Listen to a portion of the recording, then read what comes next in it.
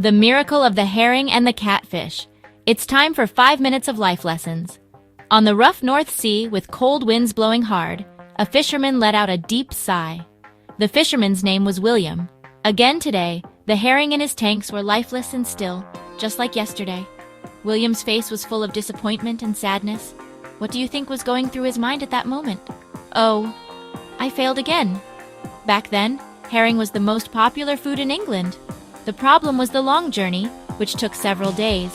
The herring, stuck in small tanks, would become stiff, and almost all of them would die before reaching London. William had tried hundreds of times over the past 3 years, but he failed every time. Other fishermen had the same problem.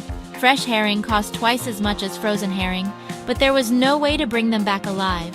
One night, William was having a drink alone at a tavern in the harbor. An old fisherman sitting next to him started talking. "Did all your herring die again?" "Yes, I really don't know what to do." The old fisherman smiled mysteriously and said, "A catfish, but what good would that do?" "Think about it. Why do herring die? Maybe it's because they're too comfortable." William was shocked by those words. That night, he couldn't sleep at all. A few days later, William made an unbelievable decision. He decided to put a catfish in the herring tank. "Are you crazy? The catfish will eat all the herring." "That's insane. Not a single one will survive." Still, William didn't give up. With trembling hands, William carefully placed a catfish into the herring tank. On the first day of the voyage, William looked into the tank with a worried heart.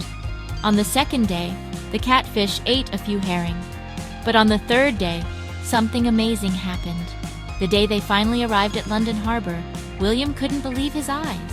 He lost a few to the catfish, but all the other herring were fresh and lively. How did this happen? That day, William earned twice as much money as usual, but the real miracle happened after that. The catfish was definitely a scary presence for the herring.